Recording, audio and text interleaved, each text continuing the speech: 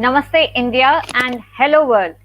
My name is Preeti Chaudhary and I'm your friendly host for this episode of Diversity Dialogue, powered and kindly sponsored by StreamYard here on LinkedIn via LinkedIn Live. We are here today to discuss a very unconventional topic, but before we can do that, we need all the actors on this stage. So please allow me to get everyone into the stream so that we can get started. Here is my partner in crime, my dear friend and MC curator of this stellar panel, Dr. Rupinder Kaur.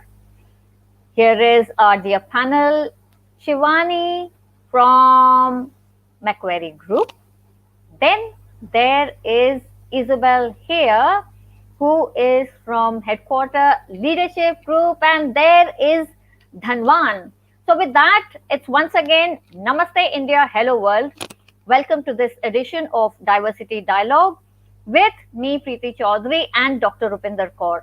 It gives us immense pleasure to bring you this series of very important conversations, a way of sensitizing people towards the importance of equity, inclusion, diversity, and belonging at the same time. There have been many efforts and many things in the past. The time for lip service is over. The time for action is now. This series is an effort to bring those issues, those less talked about issues to the fore, things like neurodiversity, things like evolving trends and scenarios in the DIB spectrum and all of that. So with that, it gives me immense pleasure to once again welcome all of you, ladies and gentlemen, boys and girls, to this edition of Diversity Dialogue powered by StreamYard. With that, the stage is set. The parties are all here. Let me pass the baton over to my dear friend, Dr. Rupinder Kaur, who will set the context for this talk, which will be a scintillating 1 hour of non-stop, insightful conversation. Over to you, my dear friend. Thank you.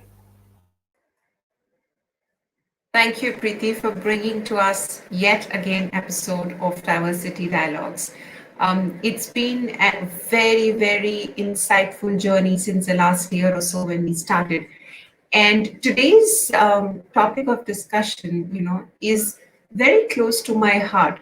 And I'll enumerate the reasons just in a while, but let me take you back to a point in time in history. In 2008, Mark Zuckerberg hired Sheryl Sandberg away from Google to become the chief operating officer of Facebook. 5 years later, Sandberg made her own headlines and captured the top spot on bestsellers list with Lean In, Women, Work, and the Will to Lead, a lovely book that I read many, many years back, to actually capture the top spot. And a polemical memoir that helped redefine conventional thinking around women in business, in society, and in culture at large. And by early 2014, from a global landscape, Obama administration had finally ended a long-standing ban on women in combat, which of course our country, coming from the armed forces myself, just opened a few years back, and that too not fully, but at least we've opened up to having women to permanent commission, women in fighting arms, and also women as fighter pilots. So that's a good starting point, which is happening a few years back.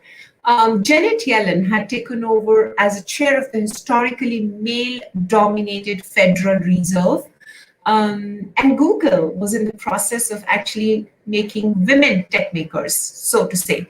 And as we are speaking yesterday, it is so heartening for me to share that our very own Rekha Menon, the CEO of Accenture, has taken over as the CEO of NASSCOM. So good job. If that's not women making history, then what is?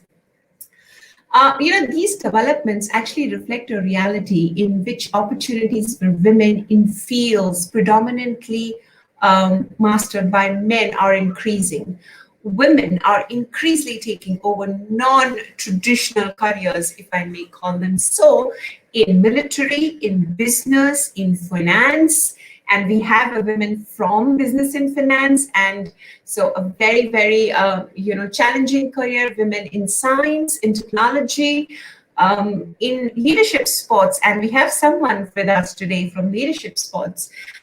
So as we go along in the discussion today, we are going to examine the non-traditional careers really opening up for women, explore the personal and financial benefits of such an economy moving up and women moving into these fields, and also what can help facilitate this transition of women moving into such non-traditional careers. I'm going to throw a quick challenge at you before I hand it over back to our host today. Have you heard of the name Mehwish Mushtaq? Yeah, you have? The developer of the Dial Kashmir app. Now, this young 23-year-old has made history by actually designing an app which helps, again, the local Kashmiris to get the help that they need. How about Avani Sabade, captain of the Indian rugby team, the first woman of Indian rugby. Rugby, any which ways, is not a very great followed sport in India, and that to women rugby. Wow, isn't that brilliant? How about Rajani Pandit, Maharashtra's first private detective? And so think of some of these women who've really challenged to break the stereotypes, come from their own, challenge the status quo and say we want to do this. It takes a lot. It takes much more, and it's easier said than done. And we will unravel some of these questions, thoughts, societal narratives that help women and that thwart women going forward. But for now, I'm going to just invite you to sit back, hear stories from our panelists in the day, how they have made it, what are their personal struggles, and how did they break barriers to overcome some of the challenges that society put up for them. So back to you, Preeti, on this note to take it forward.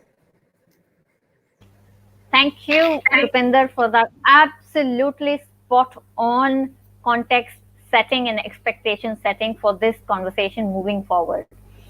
Now then, ladies and gentlemen, boys and girls, if you're ready, I am ready to introduce the two lovely ladies on our panel today, and I will start first with Shivani Patra, who is the Associate Director of Strategy and People Enablement at Macquarie Group of Australia. Now, more than me telling you her story, I would rather she tells you herself. So I am going to leave the introductions to just the basics so that we can dive deeper into the humans these lovely ladies are when they're speaking. So with that, I will move on to our next panelist, who is Isabelle. And Isabelle lives in Madras, and she is the director and CEO of Headquarters Leadership, and there is lovely Dhanwan right behind her, right there. Now that the introductions are out of the way, let's dive straight into the topics, my dear friends. And the topic for today, just as Rupinder said, is women in unconventional careers, breaking the bastion. And to invite for the first talk or insight sharing, my dear friend Shivani, it is over to you to tell us your personal professional experience around this very important topic. Over to you. Thank you. Thank you so much, Preeti, and thank you, Rupinder. First of all, an absolute pleasure to be here. It is a topic that's really close to my heart. I'm really passionate about diversity, about inclusion, about speaking up, and a number of things. And I'd love to share some of those experiences today in the hope that it may benefit somebody. We always lean in on each other, and it can certainly benefit as it will benefit me, listening to the rich experience at the panel today. I'm honestly going to park the introduction. So thank you, Preeti, for doing that. I'm not going to do another introduction at all. The first time that I heard the topic, women in unconventional careers, I actually sat back and I asked myself, Shivani, are you really in an unconventional career? And the answer was maybe not. I started in HI, and of course, a couple of years back, I did make a shift and a move into a more commercially driven, opportunity. But what I certainly did over the last couple of years is made some unconventional choices for myself that have led me to experience a very, very rich, career journey over about 15 years now. And what are some of those, unconventional choices that I made for myself?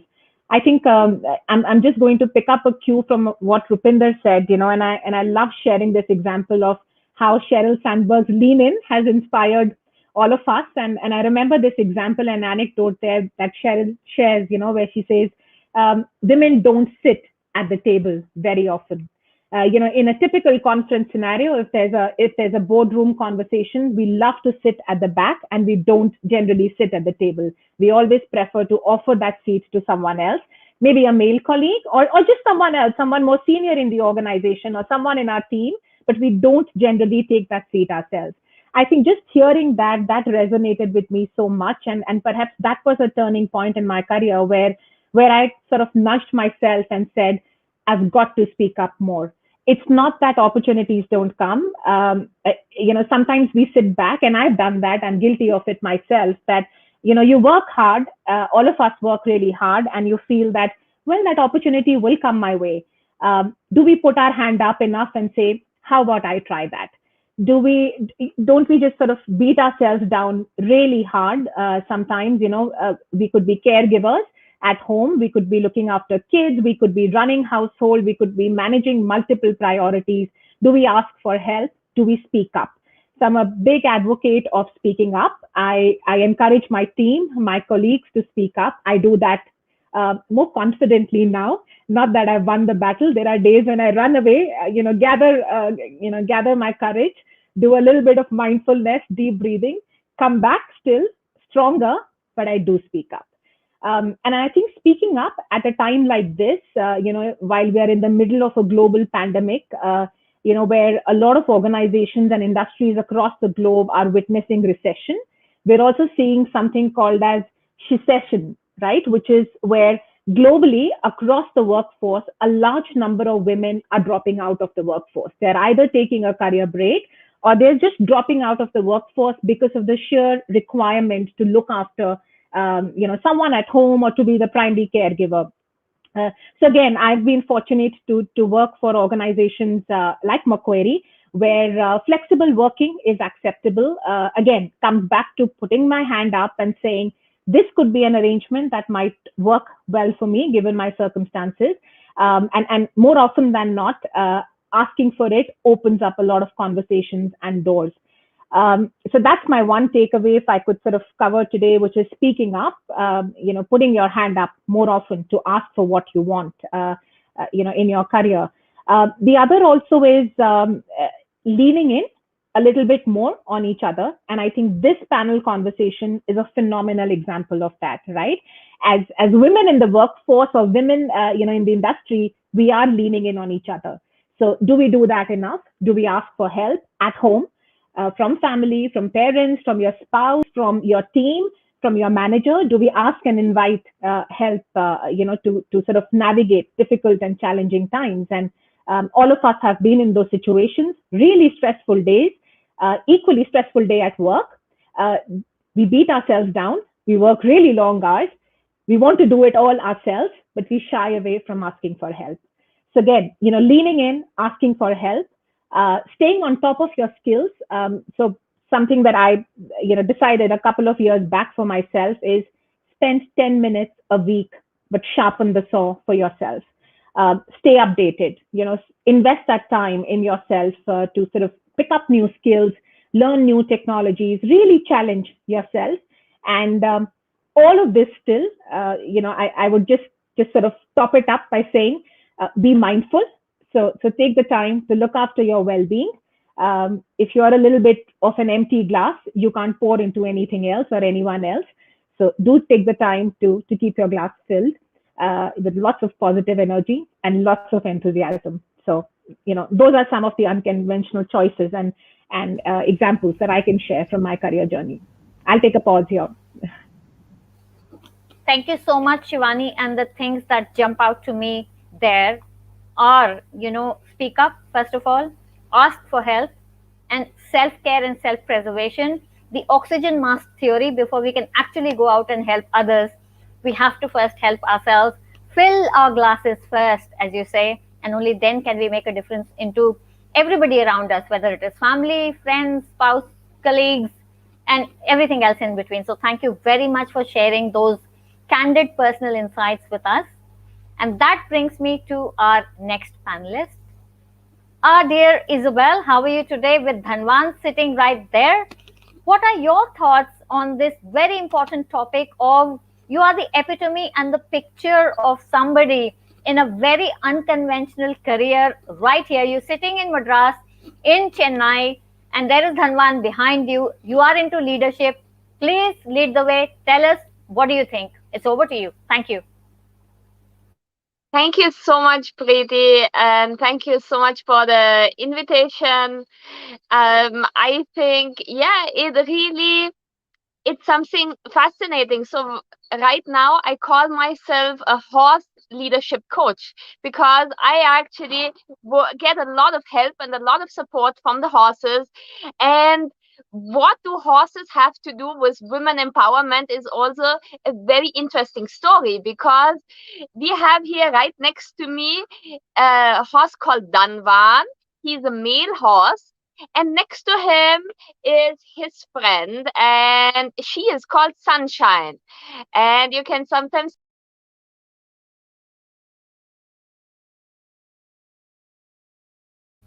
Right. We seem to be having some sort of a technical difficulty there with Isabelle, but I'll come back to you, Shivani, if you would like to add a little bit more to your original thoughts. And I'm sure by the time Isabelle would figure out something and be back. So it's over to you, my dear friend.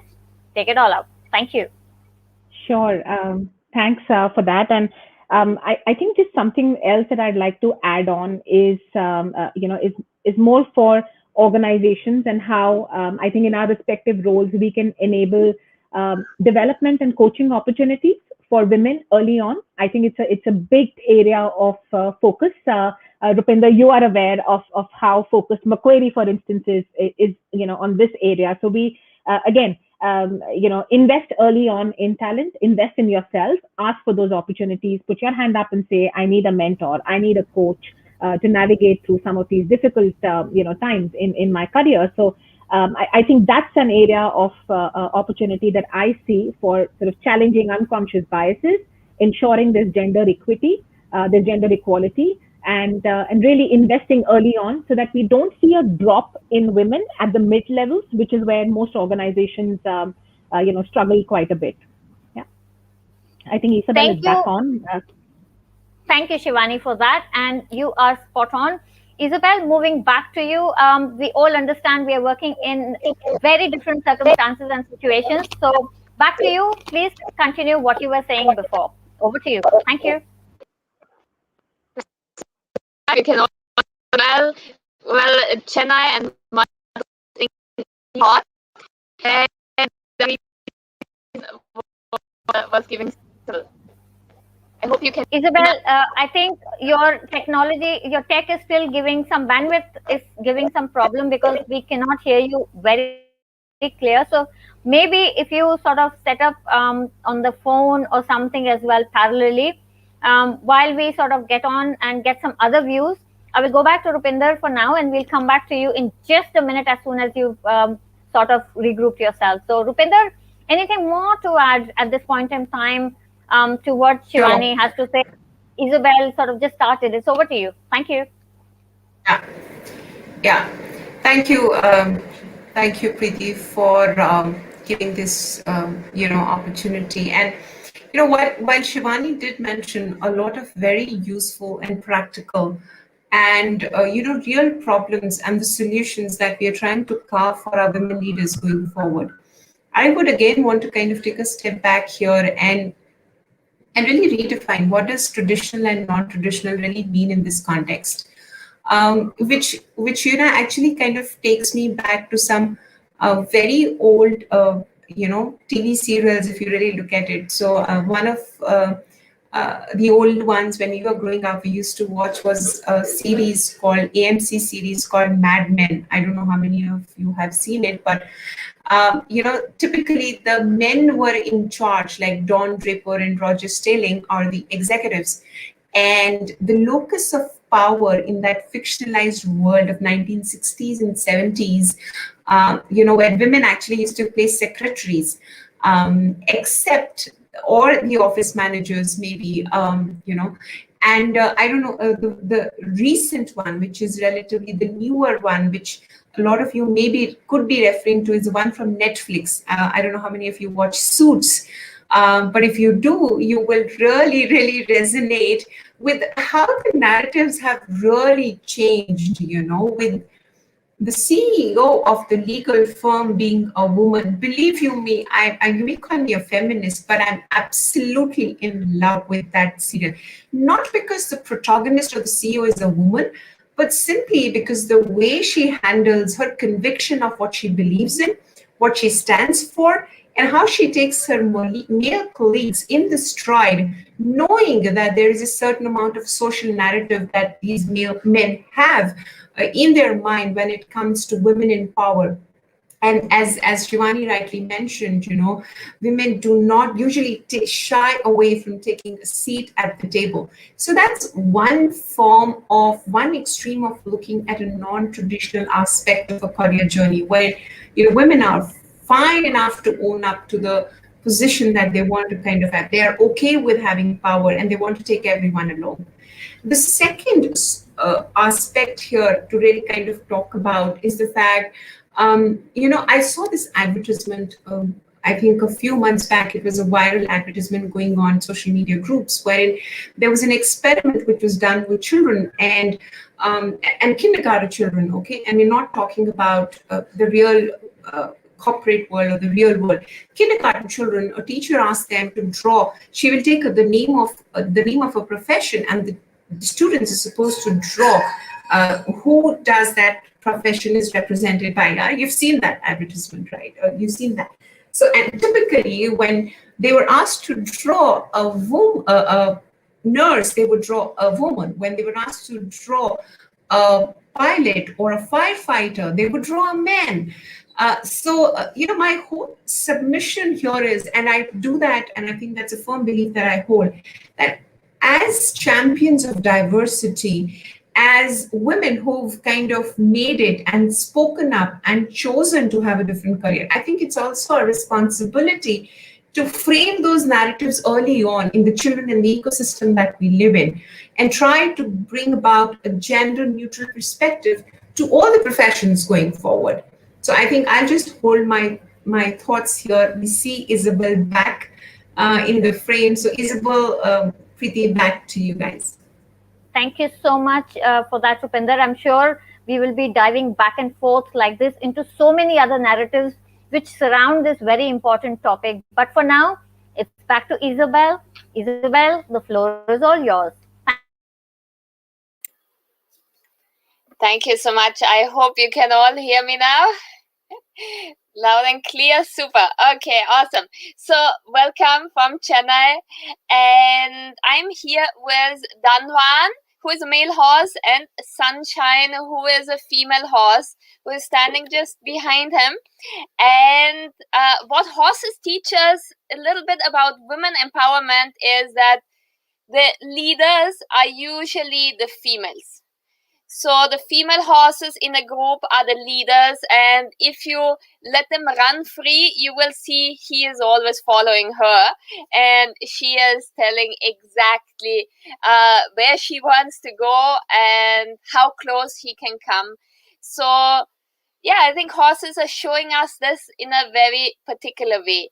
And since childhood, I've always been intrigued by horses, and it's been a really big passion of mine to work with horses. So I call myself a horse leadership coach, because the horses really teach us a lot about leadership just by the way of learning from observing them learning the examples from nature, the biomimicry, how we can really adopt the best practices in nature and really reconnect with our roots.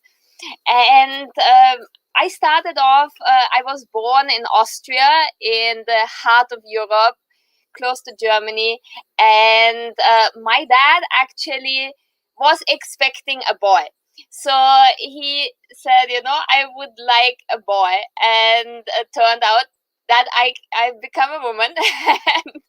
And, I think he was still very happy, but kind of, I think that rubbed off. So I was always very much inclined towards things which boys would do. So I would play soccer, I would just go out for hiking and a lot of these activities and sports. And then I'm very much interested in engineering as well. I studied engineering, and about 14 years ago, I've come to India, and I worked at BMW, and I worked at several other companies as well. And for example, at BMW, I worked in a manufacturing plant. Manufacturing is not very well known to be the right environment for women. We had, I think, about 1 or 2% of women working in the company, and I led a department where there were more than 100 men, and we were like three ladies in a department. But I think, it's not so much about male and female, it's much more about really empowerment. Also, men face sometimes the same struggles to get heard, to get their ideas voiced out, and I think each one of us should be taken as a full. Doesn't matter if we're male, female, or if we are horse, yeah. And I found out with the help of horses that it's always best to follow your heart and follow your passion. So a few years ago, I said I really want to combine the leadership and the business aspect together with the work of horses. And so I've been doing my courses to become a horse leadership coach, and that's what I'm doing with a lot of companies now, online as well as in person. And it's been a fabulous thing. And the message, I think everybody, and especially every woman, should get is that you are much stronger than you think you are, and that we can really do everything, and we don't need to wait till we retire. We don't need to wait till children grow up. We don't need to wait for anything or anybody, and we can just do it. That's it from my side. Thank you so much. Thank you, Isabelle. It will really help if you could share just one example of how you use the horse in terms of a training environment, because it's piqued my curiosity. I would just like to get maybe 1 or 2 examples from you, just for a better understanding for myself and also for the audience, I suppose, including Rupinder and also Shivani. I can see the intrigue right there. So help us understand, please, Isabelle. Thank you. Thank you. Of course. Now you heard Danvan breathing out very loudly. I think he is getting bored of too many explanations, because horses are like really embody things, and they always respond to you in the moment, and they can really pick up on our energy and body language. So one interesting thing what we do in in-person trainings, we have the people together with the horses, and the horses pick up your heart rate, your body language, and your energy even 100 meters away from you. So they are so sensitive, and we, in this process, we become more aware of our own impact on others. So normally participants tell me, this the horses are so sensitive, they respond to everything, and they can understand me. And that's what people say after working for one day with a horse. And then I need to explain them that actually people are as sensitive as horses are, just they don't let you know. And to get a little bit rid of your mask and to connect deeper with people.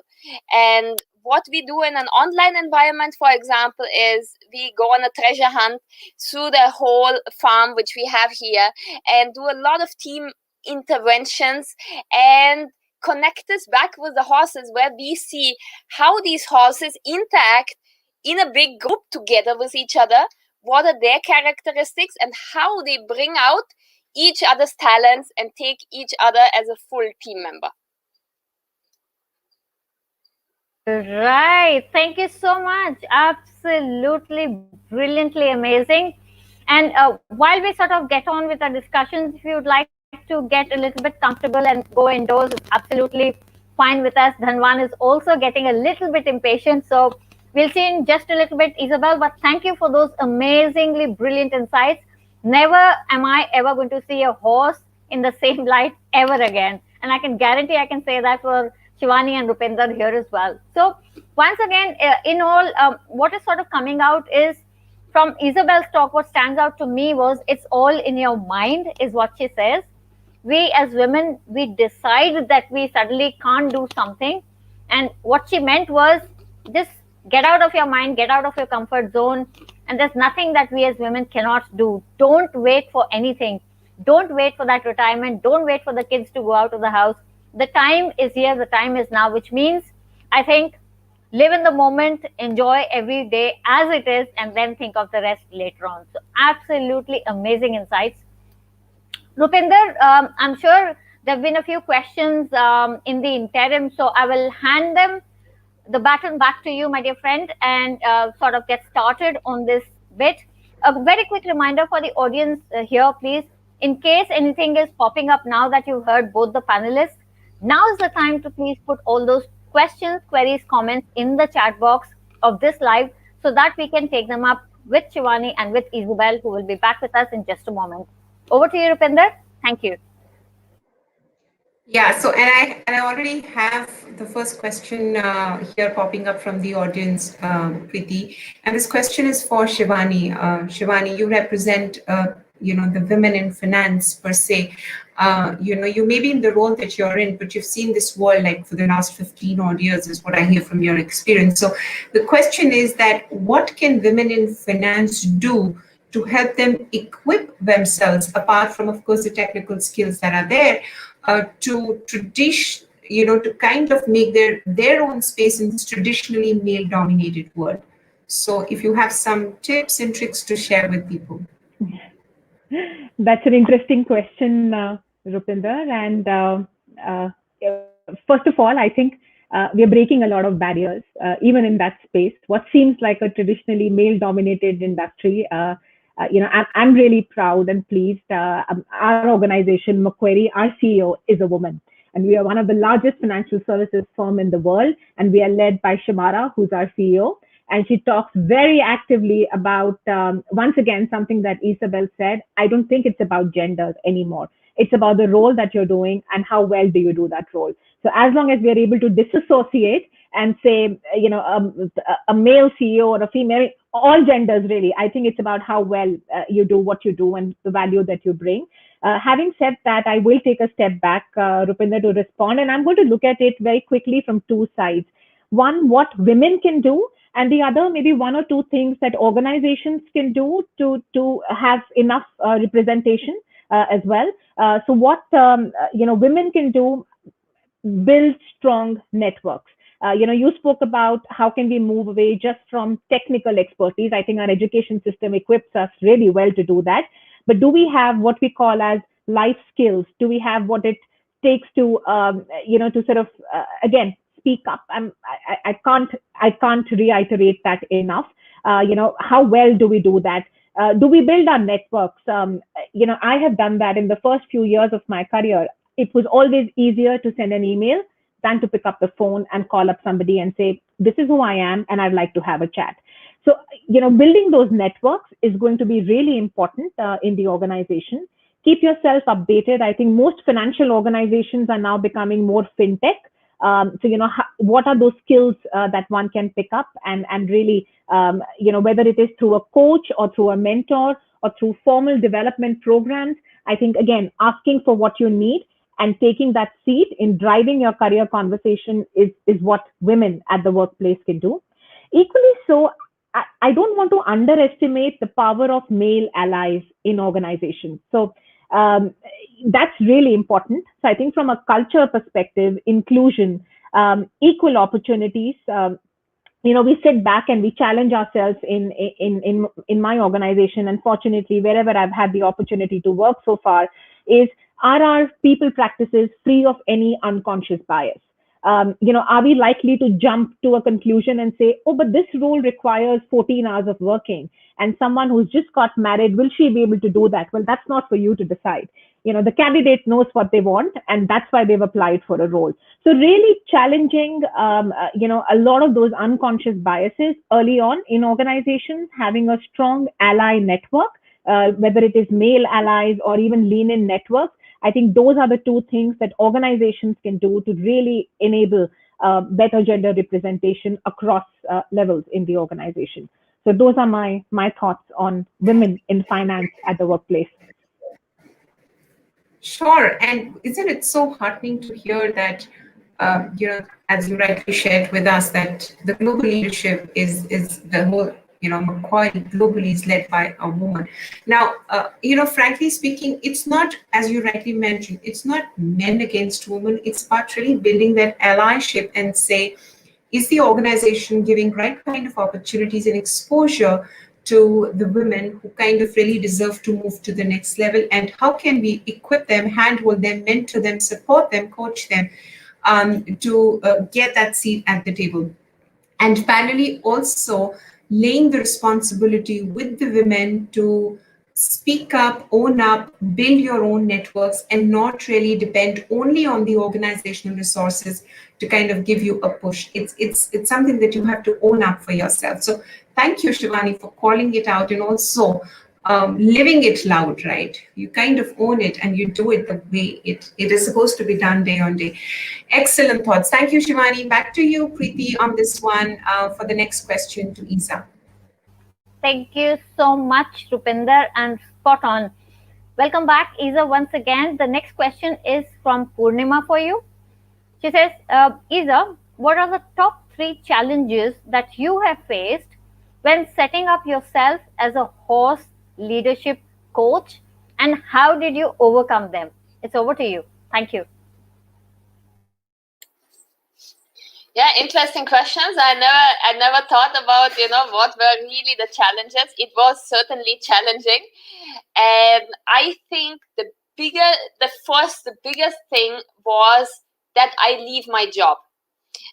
Because I have been doing this next to my work, and this was also known to the HR department and everybody. And at one point, I just had to take a decision because I needed much more time in order to develop a business. You cannot be doing a corporate job with a lot of hours in a week and then still run your business. Yes, you can do that for some time, but at one point you have to take a decision.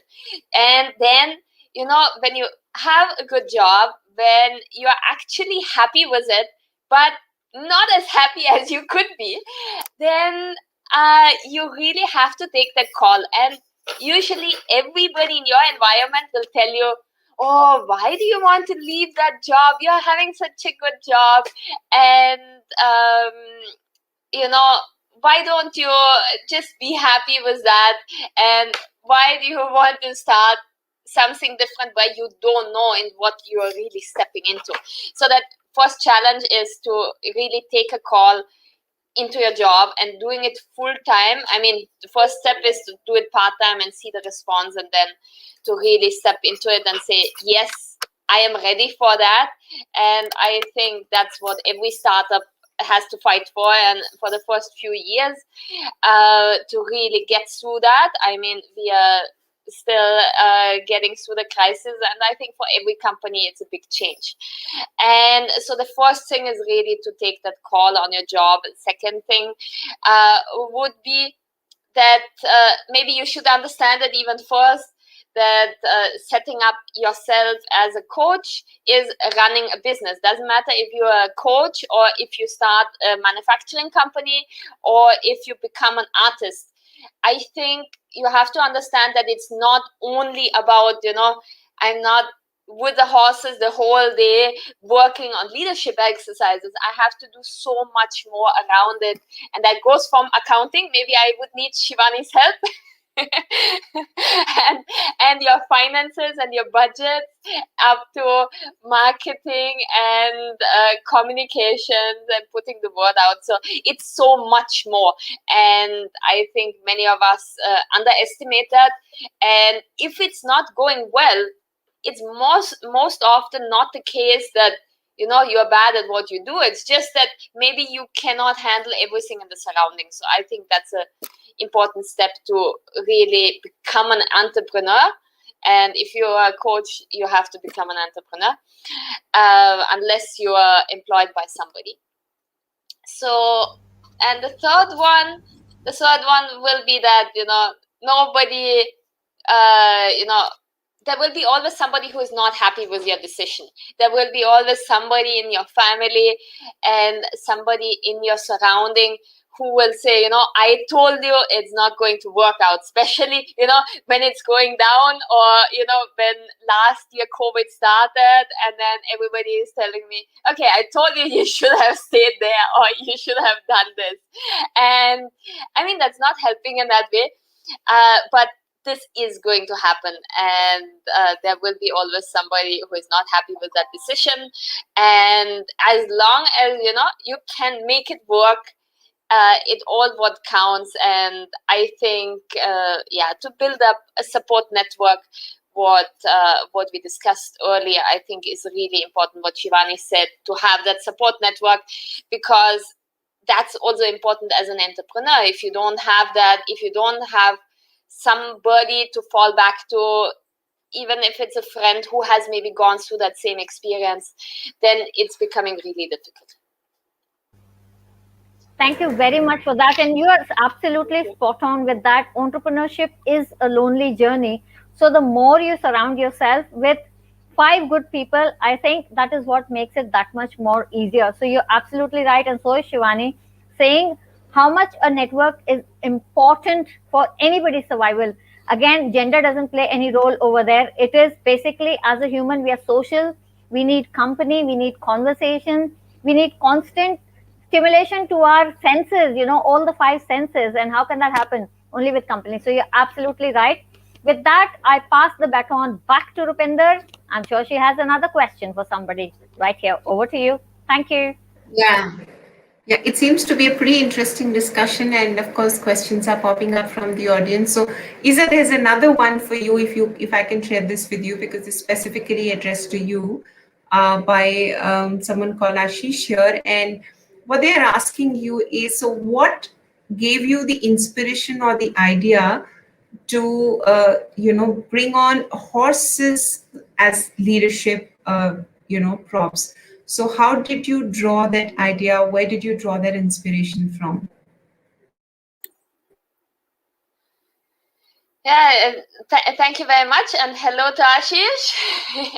He has actually worked with some of our horses in Mumbai, and for a few hours. And yeah, I think the inspiration really came from, we all go through our experiences, and we sometimes discover some problems inside the companies we are working in or inside our own private life.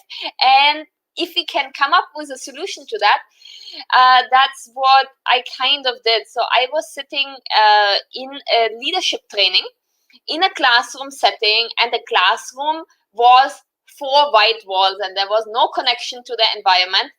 And the class was actually really good, and the content was really spot on, and we did some interactions, and but this was a 3-day course. And after 3 days, my boss asked me, so, can you sum up what did you actually do? And it was kind of blank, I can remember it was good and we have done something, but I could not, pinpoint what we actually did and what it was. So I thought about this, and I'm a very hands-on person. I love to spend time in nature, and I think so many people, really enjoy being in nature because it gives us so much more peace and balance, and we just need that as human beings. And so I thought, I love to work on this experiential modules, and then I started this, and of course with the passion with horses, it was very close that I do this with horses. Horses are actually the only animals at the moment which are used for leadership trainings. There are also donkeys which are used, and you use different animals for different kinds of work. If you want to do more in terms of teamwork and team building, there are courses with sheep and with goats, and there are things with dogs where you can build empathy. So, and you can go up hiking in the Himalayas and do a leadership course, and that's something which is really exciting when we can learn from these simple but very, very effective things from nature. And I would say everybody who has gone with us, even if it's through a 1-hour session, they are not forgetting it for a lifetime. And this is the kind of thing we want to really absorb. And this is if we could burn it, into us, that we are powerful and that we can do anything. If a message can be so strong that it can be remembered for a lifetime, then it's something what we have really done something good.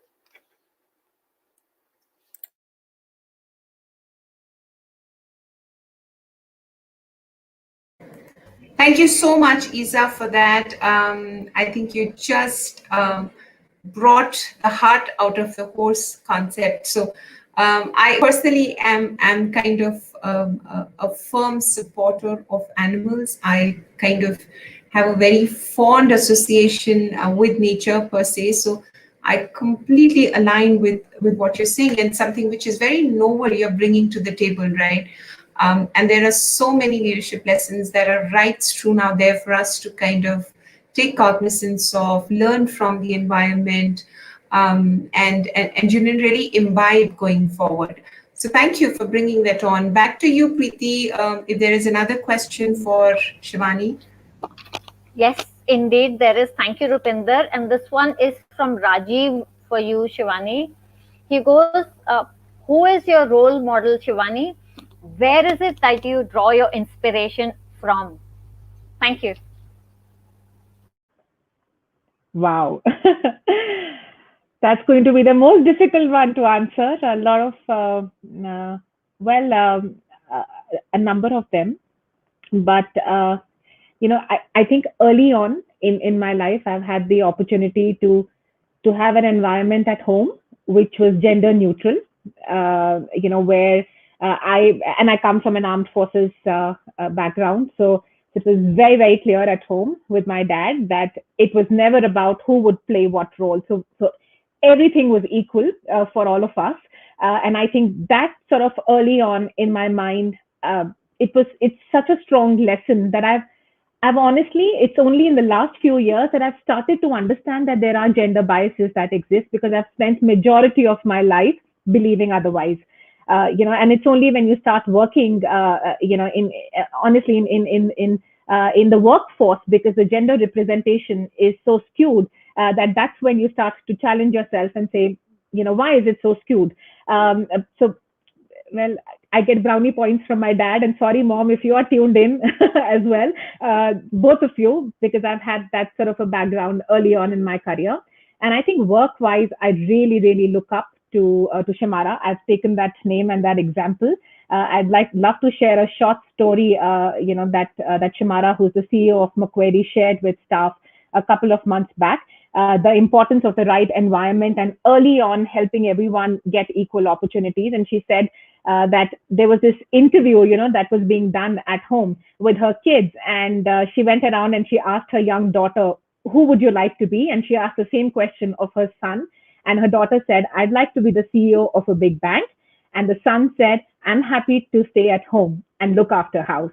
What a beautiful way to just break those stereotypes, and that's always stayed with me. So I think, the good fortune of having a great upbringing. So my parents have been big role models for me, and I think I really look up to Shimara, who's our CEO, for just some of these really powerful lessons in my career. Wow, isn't that Thank, so brilliant? Oh, Preeti's thank you. back. Okay, go ahead. Thank you so much. And I actually have a question for the both of you. And I will start with Isabella this time. This is from an audience member, Preeti, actually. It was for Shivani, but I think I am going to draw upon the collective sort of thought process of both of you here. So I'll go first to you, Isabel. Preeti says, and let me pull that right up and I will read it out for you. She goes, hi Shivani, how about learnings that don't go well? So, hi Isabella, how about if the learnings don't go well? Any career decisions that do not go your way, then what do you do? So, Isabella, it's over to you, and then I will come to you, Shivani, with that. Thank you. Yeah, I think, I mean, there's a quote behind it also, which says, either you succeed or you learn. I mean, there is no way of failing. Yeah, you just do it, and either it's successful, and if it's not successful, you learn something out of it. And I think we all had some things which didn't go so well. I have applied early in my career to so many jobs, and I have not succeeded in getting a specific job I wanted to. Sometimes you don't get the boss you always wanted. You get somebody who is not a kind of role model you want to have, and it's very difficult to work with somebody whom you have as a boss or as a superior in that way. So sometimes things don't work out, but I think we can only learn from that. And what I learned, I had some really good role models, and I also had some really bad ones. And at least, you learn, oh, this is not how I want to be, or this is not how I would like to do things when I get the chance to. And I think if it doesn't go well, really try to follow that kind of ikigai. I think many of you know what is the ikigai, where the 4 parameters meet there. And you can Google it, and it's a simple exercise which everybody can do, and it's really eye-opening what you find out about yourself. And really sit down with yourself, I would say, and figure out what you really want to do. I mean, if your dream is to work for Google, or if your dream is to work for LinkedIn, I am sure, maybe not now, but maybe in 1 year, maybe in 2 years, maybe in 3 years, maybe in 4 years, or maybe in 5 years, you are going to make it happen, if this is your dream. But always question yourself, why is it your dream? And money is usually not the dream behind it. It's something else. So, figure that out. That's it from my side. Thank you so much. And you're absolutely right on so many levels right there. It is all about introspection. It is all about finding the right voice inside of you. So thank you so much for sharing that with us right here. And Shivani, it is over to you, please, for your insights. Thank you. Thank you. And Isabelle, that was fantastic. Like I said right at the beginning, I'm sure this conversation will ensure that all of us take back something, for ourselves. So thank you for that response. And the only thing that I can add to that is certainly careers are not bed of roses. One does make career choices. You pick up roles that don't always go your way. But like Isabelle said, it's always a learning opportunity. And something that I practice for myself is a lot of mindfulness, a lot of meditation. I try and do 1 minute every 1 hour to just let go of the previous 1 hour and all the emotion associated with that last 1 hour, and just sort of look ahead and say, what can I do differently in the next 1 hour. So don't get caught up in that emotion. That's something that I try and do. And once again, there are no wrong choices in life, really. These are all learning experiences.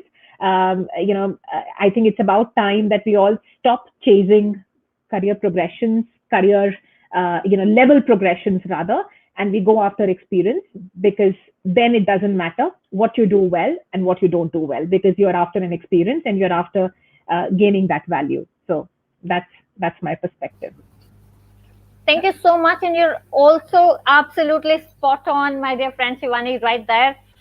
It is all about finding, as Isabelle said, the ikigai, what really matters to one person. And that can only happen when we introspect, when we go for the stuff that makes us happy rather than what we think makes us happy. So absolutely right. With that, the live questions have come to an end, but we have reached a very important stage of this conversation, which is, it's all about putting it all together. So our friend Rupinder will help us very quickly to sum it all up so that the audience has those bullet points of takeaways before we close off the day. It has been scintillatingly amazing so far. Rupinder, it's over to you, my dear friend. Thank you. Preeti always likes to give me the tough job, which is okay, Preeti. I think I've kind of learned to kind of hang on in there. And it's always very tough when you have such diverse experiences coming on board. Such authentic, real, bold, courageous women talking about what has made them tick and what they can and how they should give it back to the world. So let me try and make an attempt at it while you've kind of really heard it from themselves. I'm going to try and summarize the conversation in the form of what I'm taking back away from both of these lovely ladies, and of course with Preeti's perspective here. As a woman who's been in different careers, right from the very start, the first and foremost, I think for all of us, is the necessity to frame the right kind of social narrative in and around us, drawing from Macquarie CEO example. If you set the foundation right, which was also done in the case of Shivani's own personal life, I think you've already moved miles ahead of not only challenging the biases that the society holds, but also giving a head start to the women in your home, and to kind of take it forward. So that's, I think, the first and foremost for me. The second one is like when you really come on to yourself, when you understand what is your mojo, what drives you, what is your why, what is your purpose, is the second important thing that Isabelle pointed out. This is it. Then you can put all the energy, all the ambition, all the enthusiasm in pursuing what makes you tick, and the rest will follow. The rest will follow for sure. Name, fame, money will follow. But you have to really, at the end of the day, have a very clear why, your purpose out there, and spend enough time understanding your why. So that's the second critical point, and very beautifully brought out by both Shivani and Isabelle. Now, once you have that clear as a woman in the workforce, I think the third most important thing for us to look at is self-advocacy. Yeah, so the ability to advocate for yourself is at work is arguably the more important ability than ever. The office is no longer just a physical space, and a 9-to-5 job is no longer the standard. Working from home, non-traditional hours become the norm. You need to be more upfront about asking for the compensation and flexibility that you need. And it's especially more important for women who are just entering the workforce. We may feel uncomfortable because of the gender stereotypes. And sometimes when we do ask for things, we're not as likely to get them any which ways. So which is why I think it is important for us to speak up. And how do we speak up? Start small, maybe, and start for sure. Keep practicing it as you hone your craft going forward. Make sure that you tune in to your individual style, whosoever you might be. there has been enough and more research on women being more empathic leaders. So make empathy your advantage if you are one. And I remember again going back to one of the anecdotes from Lean book, wherein Cheryl says that, I wish that more girls who are termed bossy are termed that they have leadership skills rather than being termed bossy. So make sure that you identify with whomsoever you are, but use that quality, that trait that you have to your advantage rather than to your disadvantage. And finally, the bigger message from here, from both of the lovely ladies, is team up. Yeah. So when the team time comes that you want to ask for something bigger, whether it's a role, a project, an opportunity, if you have allies, if you have sponsors who pitch in there, who have your back, who are your trusted colleagues, you can make it big. So do not try to traverse the whole journey alone. Ask for support, seek help, and make allies in the process, in the journey of being what you want to be. So I think that's broadly from all. I'm not sure if I was able to do justice to whatever was shared, but I'm sure there's enough and more wisdom in the room here. So with that, I'd just like to take a pause and back to you. Thank you so much. And any which way, I would invite Shivani and Isabelle for their couple of quick tips to the audience before I say the vote of thanks and we call it a day today. So let me first come to you, Shivani, for a very quick couple of tips, and then it's over to you, Isabelle. Shivani. Sure. Speak up. That's tip number one. The second is don't beat yourself down. It's absolutely all right to go at your own pace. Don't compare somebody else's pace to yours. And the third, which is for me the most important, is look after yourself. It's only when your cup is full is when you can pour into someone else's. So those would be my quick tips. Thank you very much. And with that, I'm back to you, Isabelle, for your 2 or 3 or 5 tips, please. It's over to you. Thank you. Okay, I only have one tip. I'm all about action. So my tip to you is, whatever you have heard, doesn't matter if it's like finding your why, Rupinder has said that again, or finding a connection or building a network, or your ikigai, whatever it is, take some action right now. Write it down, call somebody, talk about it, take some action right now. And action is the only thing which is going to help you to actually get the results, because the results will not come just by thinking about it, but by taking actions. So that's my last small tip. And I must say, Isabelle, you are a woman after my own heart. So the 3 things that I myself believe in is execute, be consistent, and don't compromise on quality. And the rest, everything else will follow. So with that, I think it has been an absolutely amazing 60 minutes of very quick tips and insights onto this very deep and vast topic, which is women in unconventional careers, breaking the bastion, what to do, what not to do. We cannot sort of even scratch the surface in an hour, but the whole point of actually starting this conversation is achieved.